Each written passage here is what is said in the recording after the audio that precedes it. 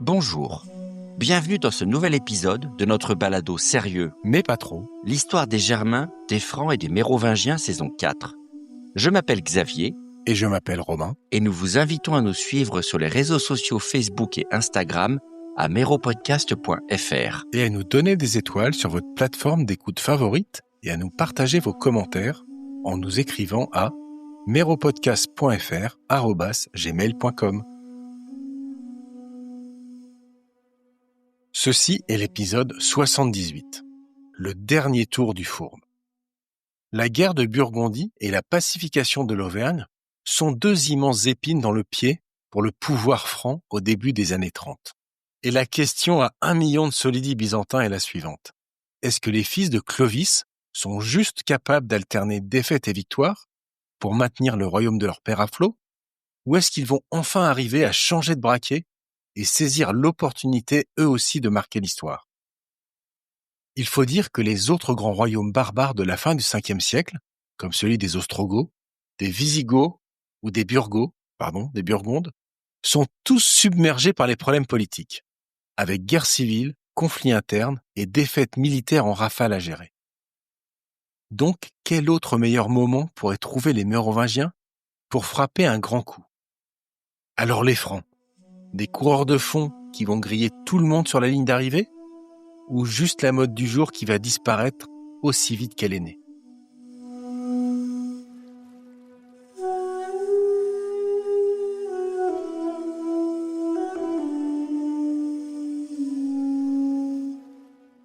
Il est difficile d'être très précis sur l'enchaînement des événements au sud dans les années 30.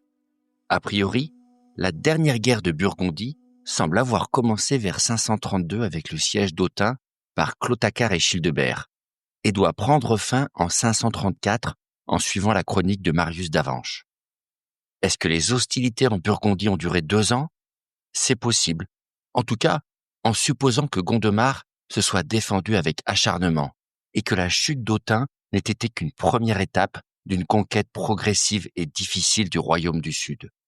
Mais si ces opérations de pacification de la Burgondie ont pu prendre un peu de temps, elles n'ont pas englouti la totalité des forces disponibles des Francs. On apprend que Clotacar de Soissons et Théodoric de Reims choisissent de s'associer dans une nouvelle opération. Les deux frères, malgré leur dispute en Thuringe quelques années plus tôt, décident d'une attaque conjointe du royaume wisigoth. Un nouveau partenariat offensif dont est exclu Childebert de Paris, malgré sa propre opération réussie de 531, car le brouillon n'est toujours pas réconcilié avec le fourbe. Alors, Grégoire justifie cette attaque sous le prétexte d'une expansion wisigothique au sud de l'Auvergne. Mais honnêtement, ça semble peu probable. On ne voit pas trop comment une telle expansion aurait pu avoir lieu alors que le royaume est encore très désorganisé après la mort de son roi Amalric, leur beau-frère, tué par ses propres hommes après la défaite de Narbonne en 531. Donc on va en rester à l'hypothèse la plus crédible que l'évêque de Tours oublie tout le temps de nous mentionner, c'est-à-dire le projet des Francs de Soissons et de Reims de profiter d'un voisin affaibli pour faire du butin et arracher des territoires tout simplement. Les deux souverains confient donc en 533 les opérations à leurs fils respectifs. Théodebert, le fils aîné de Théodoric, et un certain Gunther, fils aîné de Clotacar, un roi qui ne refuse jamais les alliances bizarres s'il y a quelque chose à piller. Les deux princes donc lancent une nouvelle opération franque en direction du sud. Nous nous retrouvons donc avec deux guerres. Les deux rois francs, Clotacar le Futé et Childebert le Brouillon, continuent de ravager la Burgondie d'un côté, tandis que les deux princes francs, Théodobert et Gunther, descendent pour leur part dans une virée vers le Languedoc-Roussillon afin de casser du Wisigoth. Et malgré le froid glacial entre Childebert et Théodoric, tout a l'air d'aller pas si mal pour les Francs, début 533. Mais il faut aussi excuser le Brouillon. Le roi de Paris ne peut pas non plus se dédoubler, car le gros loser de la famille, incapable de réussir quoi que ce soit dans sa vie, n'a engendré que des filles, ce gros nul, et aucun héritier mâle. Ce qui, au risque d'être désobligeant pour nos auditrices, est un gros échec durant le Haut Moyen-Âge. Par contre, ce que je ne comprends pas, c'est où est Théodoric le Fourbe, alors que ses frères et ses neveux, et son fils, se bagarrent dans le sud. Année 533, le Fourbe repart vers le nord pour son royaume de Reims. Et pour gérer l'Auvergne, une fois la campagne militaire terminée, Théodoric a décidé de laisser un gouverneur derrière lui, un mystérieux Sigvald, décrit comme son parent selon le texte.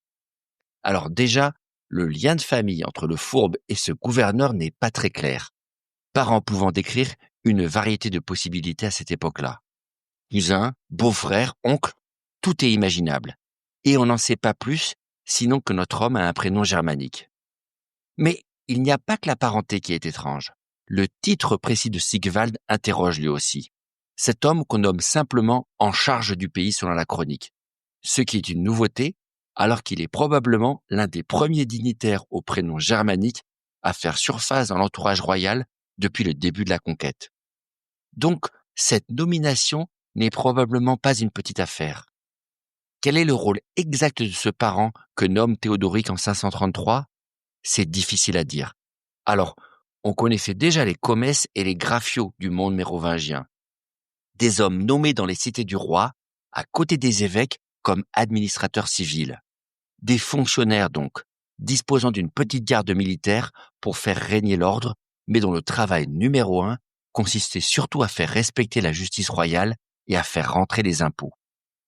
Mais au VIe siècle, on voit le retour d'un autre vieux titre romain, avec les dux, une dignité romaine reprise par le pouvoir royal pour désigner une sorte de super-gouverneur militaire.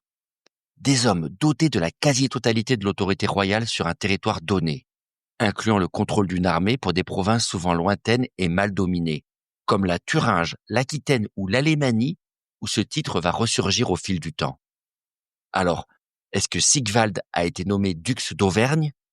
À suivre Grégoire, c'est bien possible, vu l'étendue de ses pouvoirs, même si ça signifierait que l'Auvergne est désormais considérée moins comme une partie intégrale du royaume que comme une terre étrangère. Une sorte de conquête qu'il faudrait donc mater par la force. De fait, Sigvald adopte immédiatement, à en croire la chronique, une attitude intransigeante avec la région.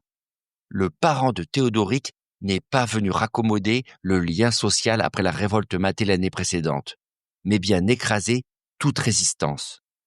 C'est un véritable tyran qu'on a laissé en charge de l'Auvergne en 533. Soit que l'homme était naturellement une brute épaisse, soit que Théodoric a confié le sale boulot à un autre plutôt que de se salir les mains lui-même. Ce duc Sigvald, donc, est chargé d'employer la manière forte pour tout remettre au carré après la reprise en main musclée de Théodoric. On dirait plutôt une occupation militaire qu'une simple gestion de bon père de famille de la part de Sigou. Donc je récapitule. Théodoric est rentré au nord dans sa capitale, il délègue ses guerres d'agression à son fils, il garde un œil sur la conquête de la Burgondie de ses frères, et il confie une mission de maintien de l'ordre implacable dans sa province fétiche à son parent Sigvald. Mais dis donc, avec toutes ces délégations, le Fourbe ne serait-il pas en train de gérer sa reconversion professionnelle pour devenir manager ? Genre, je fais rien, mais je délègue et je supervise tout, peinard et loin, sans me crever ? Avec son pseudo qui colle si bien à ce nouveau rôle, je ne serais pas surpris pour ma part. C'est l'interprétation qui tient le mieux la route pour le coup. Théodoric s'est imposé comme un leader militaire à succès, avec des victoires brillantes depuis sa jeunesse, ça c'est sûr. Mais arrivé à la cinquantaine, il semble que notre homme commence à prendre du recul, s'installant progressivement dans un rôle de gestionnaire de l'immense empire qu'il dirige maintenant, en décidant puis en supervisant à distance les opérations les plus pénibles. Un homme assez puissant et assez respecté pour ne plus avoir besoin de faire ses preuves sur le terrain. Un souverain qui peut piloter son royaume avec sa chancellerie d'une de ses capitales du Nord, que ce soit Reims, Trèves ou Cologne, sachant qu'on le craint maintenant aux quatre coins de son royaume et que d'autres continuent les opérations militaires ou le maintien de l'ordre en son nom. En réalité, Théodoric semble déjà un peu préfigurer ce que va être le seigneur au Moyen-Âge. Notre roi mérovingien est un chef militaire bien sûr, un vrai seigneur de la guerre issu en ligne droite du monde germanico-romain du IVe siècle. Mais il prend une nouvelle dimension de chef politique. Un homme qui peut s'appuyer sur des fidèles, qu'il s'appelle dux, commesse ou prince, capable de faire fonctionner la machine administrative ou militaire à sa place, pendant que lui travaille à piloter la stratégie de son État, en gérant la christianisation des terres de l'Est ou en développant les relations diplomatiques avec Byzance ou Ravenne. D'ailleurs, c'est pile en 533 qu'on apprend la conclusion d'une alliance entre Théodoric et le roi des Lombards. Un pacte politique d'envergure avec un nouveau peuple germanique. Enfin, pas si nouveau que ça, vu que Tacite les mentionnait déjà, mais nouveau dans notre histoire. Les Lombards, comme tant d'autres, ont migré du nord de l'Allemagne moderne vers les régions alpines situées autour de l'Autriche, à la fin du Ve siècle, et représentent désormais la puissance montante aux portes de l'Empire byzantin. Et Théodoric annonce tout à coup qu'il fiance son propre fils Théodebert avec la fille de leur roi. Les Lombards deviennent de fait le nouvel allié des Francs en Germanie, capable de couvrir la frontière orientale et de tenir en respect d'éventuels rivaux au sud, comme les Alamans en Suisse ou les Ostrogoths en Italie. Un beau mariage stratégique donc, qui positionne clairement Théodoric comme l'homme fort du Regnum, à la suite de son père. La même efficacité sur le champ de bataille que Clovis, la même intelligence politique pour établir son pouvoir sur un royaume vaste et divers, la même main de fer implacable contre tous ceux qui lui résistent, et le même sens moral à géométrie variable pour faire ce qui doit être fait dans toutes les circonstances. Comme on l'a dit, on ne sait rien de l'enfance de Théodoric précisément, toute sa biographie étant passée sous silence à cause du remariage de Clovis avec sa belle-mère, la sainte Chrodeschilde. Et oui, il a tout appris de son papa, le fourbe, même à se calmer sur les opérations militaires et les conquêtes tout azimut quand il le faut, afin de se focaliser sur la consolidation de ses bases, avec la mise au pas de toutes les fortes têtes qui menacent la paix du royaume. Ce qui tombe bien, puisque visiblement, tout le monde s'est donné le mot pour lui chier dans les bottes durant ses années de pré-retraite. À peine la révolte d'Arcadius en Auvergne terminée, c'est autour de 534 que se déclenche une nouvelle affaire dans le nord du pays, qu'on appellera la révolte de Munderic. Année 534, un nouvel homme se dresse contre Théodoric et lance une nouvelle rébellion contre lui. Un certain Munderic donc, dont on ne sait rien de précis, sinon qu'il vient de la partie germanique du Regnum, c'est-à-dire le nord-est de la France moderne, et qu'il se proclame roi légitime lui aussi. L'homme clame partout qu'il est prince, un véritable parent du roi de Reims. Une déclaration choc, répétée plusieurs fois d'ailleurs dans la chronique, et que Théodoric ne semble même pas contester apparemment. Ce qui a conduit les historiens à s'interroger sur la famille de cet homme et sur ses prétentions. Alors les théories sont nombreuses en la matière, et l'une d'elles, c'est qu'on a peut-être affaire à un descendant de Sigbert le Boiteux.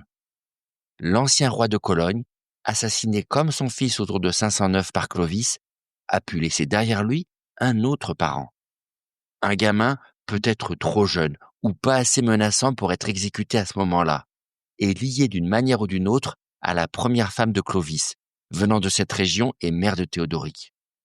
Quoi qu'il en soit, Munderic apparaît dans notre histoire tout à coup, avec un titre de prince qu'il brandit pour lancer sa rébellion et exiger une part du Regnum. Et étonnamment, soit que sa requête a de véritables mérites, soit que l'homme est très doué, sa séduction semble fonctionner quasi instantanément, en tout cas sur une partie du peuple du nord du pays qui se met tout à coup à le suivre. Alors, ça peut sembler étonnant, mais après tout, pourquoi pas? Le système mérovingien restera toujours hyper flexible du point de vue politique, mettant successivement au pouvoir une poignée de princes dont le nombre fluctue tout le temps au gré des circonstances. Et comment faire pour se qualifier pour le rôle? Simplement avoir les cheveux longs et un peu de sang de Mérové dans les veines. Une double condition qui confère à un homme une aura quasi magique. Et si vous êtes capable de convaincre les véritables décideurs du Regnum, c'est-à-dire les Leudes et les autres chefs de guerre germaniques, que vous disposez de ces deux attributs et que vous avez leurs intérêts à cœur, tout devient possible. Année 533, Munderic a réussi la première étape avec sa rébellion surprise. Il passe donc le test de crédibilité et Théodoric prend peur. Ce qui peut laisser penser que Munderic avait bien des ancêtres royaux connus, des Leudes qui le suivaient, et qui sait, peut-être des cheveux longs. La réalité, c'est qu'il n'y a jamais eu de règle ancestrale bien claire d'accession au trône chez les Francs. Tout s'est toujours réglé par des bidouilles entre hommes forts du regnum pour piloter les partages entre descendants. À mon avis, Théodoric comprend qu'il doit agir vite et ne pas laisser le doute s'installer sur les chances de Mundéric. Et il doit bien se rappeler comment son père, Clovis, a récupéré le trône des Chararic et autres Ragnacair. La manière forte, ça a ses avantages. Théodoric ne va effectivement pas faire de sentiment et va magistralement justifier son surnom. Première approche, le roi de Reims en titre envoie un émissaire pour inviter le prétendant à le rejoindre à sa cour, avec de belles promesses de justice et de partage du royaume entre eux. Une main tendue, d'égal à égal, pour mettre à plat leurs différences et trouver un terrain d'entente pour le bien du regnum. Mais la tentative va évidemment échouer. Théodoric veut rencontrer rapidement son parent en 533, c'est sûr, mais pour le tuer sur le champ, ce que tout le monde sait parfaitement, à commencer par Mundéric. Vu la réputation sulfureuse du fourbe, on aurait été un peu surpris de le voir tomber dans ce piège en venant se livrer volontairement pour se faire exécuter sans traîner. Théodoric réalise donc que les belles paroles ne vont pas suffire et il envoie une véritable armée commandée par un de ses sbires pour mettre le rebelle à mort tout simplement. Une attaque soit massive, soit foudroyante, vu que Mundéric, après des débuts en fanfare, n'ose pas relever le défi les armes à la main et préfère s'enfuir à l'approche de la troupe du roi. Alors est-ce que Mundéric a bluffé en gonflant ses muscles sans avoir vraiment de quoi se battre? Ou est-ce que les partisans recrutés au départ ont pris peur en voyant la taille de l'armée du fourbe envoyée pour les mater, alors qu'ils n'étaient pas encore tout à fait prêts? On ne sait pas, mais plutôt que de se laisser capturer, l'usurpateur décide de jouer le tout pour le tout. Mundéric part s'enfermer avec ses fidèles dans la ville forte de Vitry-le-François, quelque part entre Reims et Troyes, en plein cœur de la Champagne moderne, et décide d'y soutenir le siège. Ce qui est une solution sans issue quand même, sinon à imaginer que Mundéric sait que le pouvoir de Théodoric n'est pas si fermement établi et qu'en résistant assez longtemps, il y a peut-être quelque chose à négocier. Ou que, quitte à mourir, autant finir dignement, comme un guerrier, les armes à la main. Ce qui va déclencher le troisième acte du drame. Car Mundéric se retrouve coincé dans une forteresse avec les hommes qui lui restent, c'est vrai. Mais inversement, l'armée du roi est incapable de le déloger facilement. Seule solution maintenant, tenir un siège long sur Vitry jusqu'à ce que les défenseurs meurent de faim et se rendent. Ce qui est toujours possible bien sûr, mais ce qui n'est ni très rapide ni très glorieux, alors qu'on a à peine fini de mater dans la douleur la rébellion d'Auvergne. Ce qui ne convient donc pas du tout à Théodoric, qui veut absolument en finir rapidement. Le fourbe ordonne donc à son général de tenter une nouvelle fois d'ouvrir des négociations, en promettant la vie sauve aux rebelles s'il se rend pacifiquement. Mundéric, à court de solutions, va finir par recevoir l'émissaire du roi au sein de la forteresse de Vitry. Et il entame les discussions, une nouvelle fois. Négociations qui se remettent à traîner en longueur. Car Mundéric sent l'entourloupe et connaît assez bien son Théodoric pour ne pas trop compter sur sa pitié, ou sa bonne foi. Mais que faire à ce stade? L'usurpateur va donc discuter jusqu'au bout, repoussant l'inévitable, même s'il sait que sa situation est sans issue. Et il finit, au bout de plusieurs jours ou plusieurs semaines, on ne sait pas, par accepter de se rendre. Mais pas sans condition. Mundéric accepte de baisser les armes en échange d'une promesse solennelle du sbire de Théodoric. Il fait donc pénétrer le général du roi de Reims dans la forteresse de Vitry et le fait jurer sur l'autel de l'église que le roi lui garantit la vie sauve. Ouh là là, je vois venir le coup, gros comme une maison. La belle promesse solennelle faite dans le cadre d'un lieu saint va avoir exactement le même effet que toutes les autres qu'on vous a racontées dans ce balado, où l'utilisation d'un sanctuaire sacré ne vous garantit exactement rien du tout. Une fois le serment prononcé, Mundéric sort de la forteresse de Vitry au bras de l'officier du roi, qui, évidemment, dès qu'il est hors des murs et au milieu de ses hommes, donne le signal attendu. Mundéric, qui comprend que Théodoric l'a trahi et que tout est fini pour lui, a juste le temps de dégainer son épée, de transpercer le traître comme dernière vengeance, avant de mourir bravement les armes à la main sous les coups de la meute. Non mais sans déconner. Le coup de l'autel sacré et de la protection de l'église. Les gens n'en ont pas marre de ces bêtises.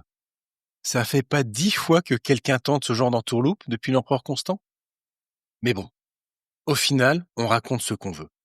Théodoric, tout puissant qu'il est, doit employer les grands moyens comme déplacer une armée de campagne et cramer sa réputation une fois de plus, et sa parole encore une dernière fois pour venir à bout du rebelle. Alors ok, nous on l'appelle le fourbe familièrement, mais ça dit quelque chose du pouvoir quand même, non? Clairement, c'est ça le grand paradoxe du monde mérovingien. Le système politique créé à la suite de Clovis va disposer d'une stabilité phénoménale sur plus de 2 siècles et demi, ce qui est pour l'époque un record époustouflant. Tous les autres royaumes barbares, bien plus prestigieux et plus forts de l'Ouest, s'écrouleront bien plus tôt que le royaume mérovingien. Mais pour une raison simple, les Mérovingiens sont flexibles. Leur organisation politique, leurs frontières entre parts du royaume, leur nombre de rois, tout est négociable. Même leur hiérarchie est modulaire, avec leurs dux et leurs commesses et leurs graphiaux, qui s'adaptent à tout bout de champ pour gérer des régions et des situations diverses selon le moment et l'endroit. Et grâce à cette flexibilité, cette dynastie va s'avérer insubmersible. Que l'un ou l'autre des rois meure, sur un champ de bataille ou exécuté par ses propres frères, un autre arrive ou est nommé et le système continue exactement comme avant. Une organisation souple qui va durer des siècles littéralement, malgré des épisodes sanglants et des fins abruptes qu'on n'a pas fini de vous raconter. Et la vraie raison, si on y réfléchit, est toute bête. C'est que le véritable pouvoir, la véritable fabrique qui tient le royaume, ce n'est pas la personne du roi.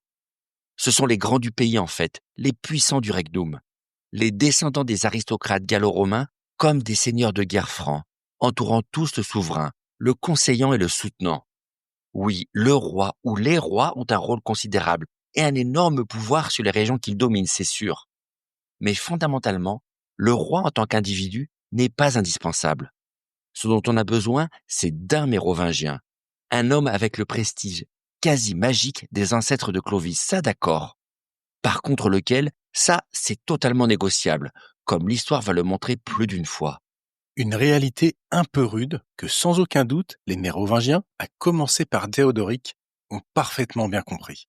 Ce qui explique probablement leur côté impitoyable, même avec la famille. Du genre, frapper avant d'être frappé, vu qu'ils savent très bien combien leur place en tant qu'individu ne tient toujours qu'à un fil. Est-ce la raison pour laquelle Théodoric va terminer l'année 534 sur un dernier coup d'éclat? Peut-être. Car sans nous donner plus d'explications, on apprend par Grégoire que le fourbe planifie et ordonne soudainement l'exécution de son autre parent et ami, le gouverneur de l'Auvergne, Sigvald. Alors, le pourquoi ne nous est pas rapporté? Est-ce que lui aussi, à cause de ses liens familiaux, a fini par représenter un risque pour le roi, soudainement conscient après la révolte de Mundéric que tous les parents ou lointains cousins sont une menace pour lui, comme Clovis au soir de sa vie? Peut-être. Ce qui expliquerait évidemment mieux cette mise à mort surprise une fois que le doute s'est emparé de Théodoric. Car en donnant l'Auvergne à son parent, le roi s'est peut-être créé un risque. Il a fait de Sigvald un homme puissant et qui sait, capable de prétendre un jour à jouer dans la cour des rois chevelus. Autre option plus retors, l'homme à la réputation détestable qui a mis l'Auvergne au pas en agissant comme un tyran a dépassé le terme de son utilité. Après un an d'horreur, de crimes en tout genre si on en croit Grégoire, commises par Sigvald pour écraser toute velléité de rébellion, est-ce que Théodoric a réalisé qu'un changement de politique était nécessaire pour tourner la page et s'éviter une nouvelle révolte? C'est possible, et dans ce cas, il se peut que son parent et ami soit devenu tout simplement encombrant, et que signaler un nouveau départ pour l'Auvergne passait par un acte stupéfiant pour marquer le début d'un temps nouveau. Difficile à dire, mais en tout cas en 534, sans prévenir comme à son habitude, Théodoric décide que Sigvald n'est plus l'homme qu'il lui faut. Et il commande l'exécution de son ancien bras droit en dépêchant un assassin du côté de Clermont pour lui trancher la gorge. Et pour faire bonne mesure, le fourbe envoie un message secret à son propre fils Théodebert pour qu'il exécute aussi de son côté Givald, le fils de Sigvald. Un Givald qui, gros problème, s'avère être le meilleur ami du prince. Une exécution injuste et gratuite d'une certaine manière, puisque Givald peut difficilement être impliqué dans la situation auvergnate ou la rébellion de Munderic, vu qu'il sert à ce moment-là précis dans l'armée de Théodebert, déployée quelque part dans le Languedoc. Et ça plaide donc plutôt pour une exécution de type dynastique. Comme si Théodoric craignait que cette famille puisse prétendre au pouvoir après le coup de chaud de Munderic. Ou autre possibilité, la fête germanique. Pour Théodoric, il vaut mieux faire disparaître d'un coup tout le clan de Sigvald, qu'il vient de refroidir, de peur qu'un parent ne revienne un jour le venger. Dans les deux cas, il faut que Givald dégage. Mais bon, son fiston a peut-être 1 ou 2 mots à dire sur un tel programme, non? Théodebert, qui doit maintenant approcher des 30 ans, reçoit la nouvelle de son père comme un coup de poing dans la figure, et pour plusieurs raisons. D'abord, parce que le prince n'est pas exactement le même homme que Théodoric. Alors oui, c'est un chef militaire à succès, et oui, il a déjà brillé contre les Danois, comme dans la campagne de Thuringe. Et notre homme n'a effectivement pas peur de la bagarre, menant en solo avec l'armée du Nord sa descente en pays visigothique. Car Gunther, l'autre prince et fils de Clotacar le Futé, l'a littéralement abandonné en cours de route et laissé se débrouiller pour mener le combat tout seul. Ce qui n'a pas découragé Théodebert, qui a non seulement débouché dans le Languedoc moderne pour s'emparer d'un large territoire couvrant une bonne partie du Gard et de l'Hérault actuel, mais qui décide même d'aller maintenant mettre le siège devant la grande ville d'Arles, aux portes de la Provence. Une cité romaine formidable, joyau du sud du pays, et qui apparemment est repassée entre-temps aux mains des Visigoths depuis la dernière guerre de 524. Mais Théodebert n'est pas aussi fourbe que son père pour le coup. Et il aime assez son ami Sigvald pour hésiter à exécuter un ordre aussi ignoble envers celui qu'il considère comme un proche. D'autant qu'il est officiellement le parrain du jeune homme, qu'il l'a lui-même amené devant le prêtre pour son baptême, et est donc considéré par l'Église comme son propre père. Mettre à mort son filleul serait un crime redoutable qui ne peut pas passer facilement dans la société du haut Moyen-Âge. L'opprobre social d'un meurtre pareil priverait probablement Théodebert de beaucoup de support venant de l'Église ou des grands aristocrates du royaume. Et oui, rappelez-vous le bon Sigismond de Burgondie qui a fait étrangler son fils. On ne peut pas dire que cela lui ait porté chance. Gros dilemme pour le fils du roi, qui a pourtant toujours répondu présent aux requêtes de son père, que ce soit dans les opérations militaires comme pour les missions les plus bancales, comme lorsqu'il a dû récupérer le plan en argent chez Clotacar, donné par erreur après sa tentative d'assassinat. Le prince se retrouve donc tout à coup dans une situation impossible. Incapable de commettre un crime pareil, comme paralysé à l'idée de défier ouvertement son père. Mais Théodebert va faire honneur à son nom germanique, qui signifie brillant parmi le peuple. Le brillant Théodebert va trouver son ami et lui partage la situation dans laquelle l'a mis son propre père. Et ni une ni deux, les amis décident que la seule solution réside dans la fuite de Givald, loin du Regnum, vers l'Italie ostrogothique. Un coup tactique très malin pour Théodebert, qui lui permet de ne pas désobéir trop ouvertement à son père et de respecter ses devoirs amicaux et religieux.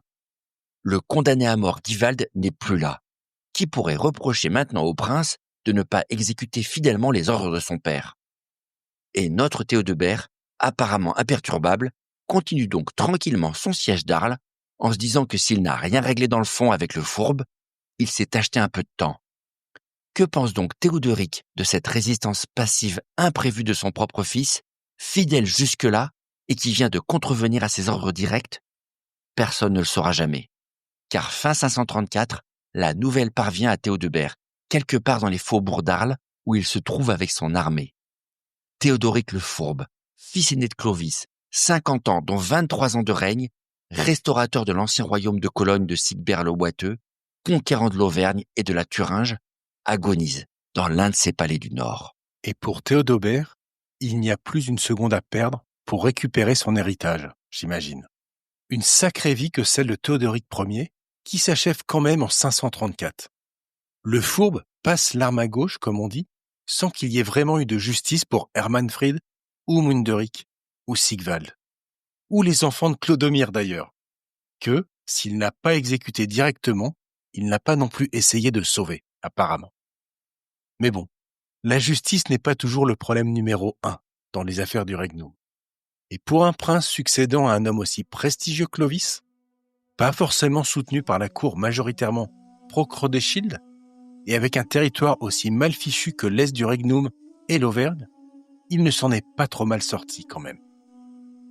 Qui dit que fourberie et efficacité ne pouvaient pas coexister au VIe siècle? Merci d'avoir écouté ce nouvel épisode de l'histoire des Germains, des Francs et des Mérovingiens. Retrouvez les cartes et la bibliographie dans les notes de l'épisode et n'hésitez pas à nous suivre sur les réseaux sociaux. Rendez-vous au prochain épisode.